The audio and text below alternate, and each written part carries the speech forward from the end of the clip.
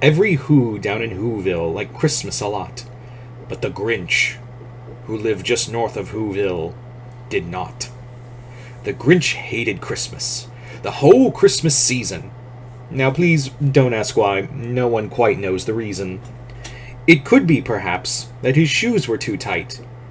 It could be that his head wasn't screwed on just right. But I think that the most likely reason of all may have been that his heart was 2 sizes too small. But whatever the reason, his heart or his shoes, he stood there on Christmas Eve, hating the Whos. Staring down from his cave with a sour, grinchy frown at the warm lighted windows below in their town. For he knew every Who down in Whoville beneath was busy now hanging a holly-who wreath. And they're hanging their stockings, he snarled with a sneer. Tomorrow is Christmas. It's practically here. Then he growled, with his Grinch fingers nervously drumming. I must find some way to keep Christmas from coming. For tomorrow, I know, all the Who girls and boys will wake up bright and early, and they'll rush to their toys. And then, oh the noise, noise, noise. If it's one thing I hate, all the noise. And then they'll shriek, squeaks and squeals, racing around on their wheels. They'll dance with Gene Tinglers tied to their heels. They'll blow their flu-floofers, they'll bang their tartukas. They'll blow their hoo-hoopers, they'll bang their god-ginkas. They'll spin around on trumtukas, they'll slam their slum-slukas. They'll beat on their bum-bloopers, they'll wham on their hoo-honkas. And they'll play noisy games like Zuzikba, Kaze, roller skate type like lacrosse and croquet. Then they'll make ear-splitting noises galooks. Oh, they're great big electro-hoo-carnio flukes. Then the Whos, young and old, will sit down to a feast, and they'll feast, and they'll feast, and they'll feast. They'll feast on Who pudding, rare Who's beast, raw, roast beast is a feast I can't stand in the least. And then they'll do something I hate most of all. Every Who down in Whoville, the tall and the small, they'll stand close together, Christmas bells ringing. They'll stand hand in hand, and those Whos will start singing. And they'll sing, and they'll sing, and they'll sing. The more the Grinch thought of this Who Christmas sing, the more the Grinch thought, I must stop this whole thing. Why, for 53 years I've put up with it now. I must stop Christmas from coming. But how? Then he got an idea. An awful idea. The Grinch got a wonderful, awful idea. I know just what to do.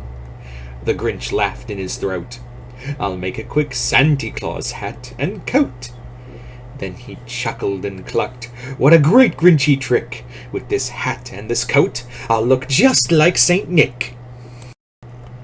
All I need is a reindeer. The Grinch looked around, but since reindeer are scarce, there are none to be found. But did that stop the Grinch? Ha! The Grinch simply said, if I can't find a reindeer, I'll make one instead. So he took his dog Max, and then he took a black thread, and tied a big horn atop his head. Then he loaded some bags and old empty sacks on a ramshackled sleigh, and he whistled for Max. Then the Grinch said, "Giddy up!" And the sleigh started down toward the homes where the Whos lay a snooze in their town. All the windows were dark. No one knew he was there. All the Whos were dreaming, sweet dreams without care. Then he came to the first little house on the square. "This is stop number 1, the old Grinchy Claus hissed. As he climbed to the roof, empty bags in his fist. Then he slid down the chimney, a rather tight pinch, but if Santa could do it, then so could the Grinch. He got stuck only once, for a minute or two, and he stuck his head out of the fireplace flue, where the little stockings hung all in a row. These stockings, he grinched, are the first things to go. Then he slithered and slunk, with a smile most unpleasant. Around the whole room he took every present. Pop guns, pampoozas, pantukas and drums, checkerboards, blings, popcorn and plums. And then he stuffed them in bags. Then the Grinch very nimbly stuffed all the bags one by one up the chimney. And then he slunk to the icebox. He took the whole feast. He took the whole pudding. He took the roast beast. Then he cleaned out that icebox as quick as a flash. Why, that Grinch even took out the last can of Hoo Hash.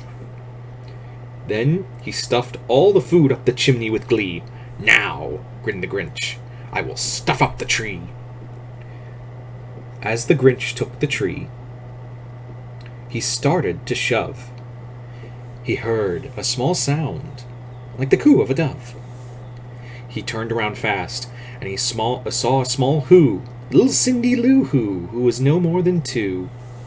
She stared at the Grinch and said, "Santa Claus, why? Why are you taking our Christmas tree, why?" But you know, that old Grinch was so smart and so slick, he thought up a lie, and he thought it up quick.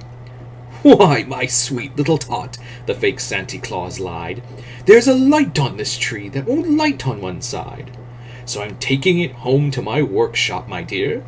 I'll fix it up there, then I'll bring it back here." And his fib fooled the child. Then he patted her head, he got her a drink, and sent her to bed.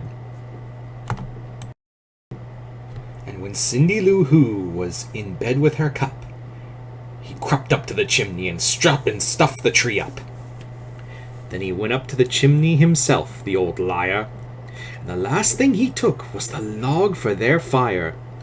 On their walls he left nothing but hooks and some wire, and one speck of food that he left in the house was a crumb that was even too small for a mouse. Then he did the same thing to the other Who houses, leaving crumbs much too small for other Who's mouses. It was 1/4 to dawn. All the Who's still abed, all the Who's still a snooze when he packed up his sled. Packed it up with their presents, their ribbons, their wrappings, their snoof and their fuzzles, their tinglers and trappings. 10,000 feet up the side of Mount Crumpet, he rode with his load up to the tip-top to dump it.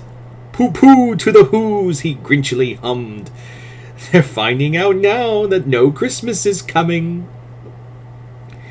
They're just waking up, and I know just what they'll do. Their mouths will hang open for a minute or two.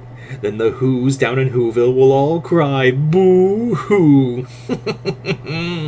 "That's a sound," grinned the Grinch, "that I simply must hear." He paused, and the Grinch put a hand to his ear. And he did hear a sound rising over the snow. It started out low, then it started to grow. But this sound wasn't sad. Why, this sound sounded glad. Every Who down in Whoville, the tall and the small, was singing without any presents at all. He hadn't stopped Christmas from coming. It came. Somehow or another, it came just the same.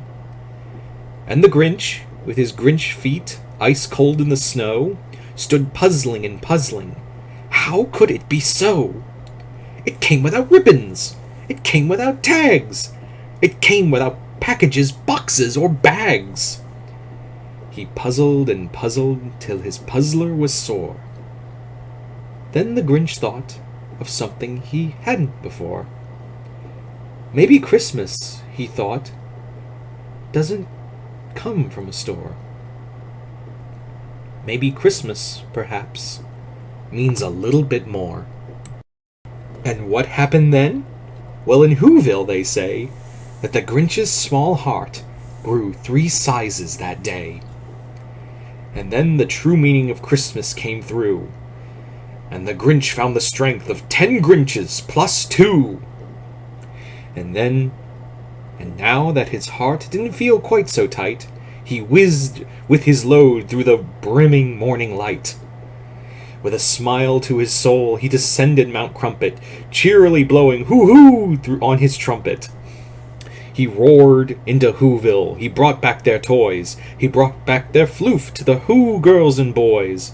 He brought back their snoof and their tinglers and fluzzlers, he brought back their pantookas, daffles and wuzzlers. He brought everything back, all the food for the feast. And he himself, the Grinch carved the roast beast. Welcome, Christmas, bring your cheer, cheer to all who's far and near. Christmas Day is in our grasp, so long as we have hands to grasp. Christmas Day will always be, just as long as we have we.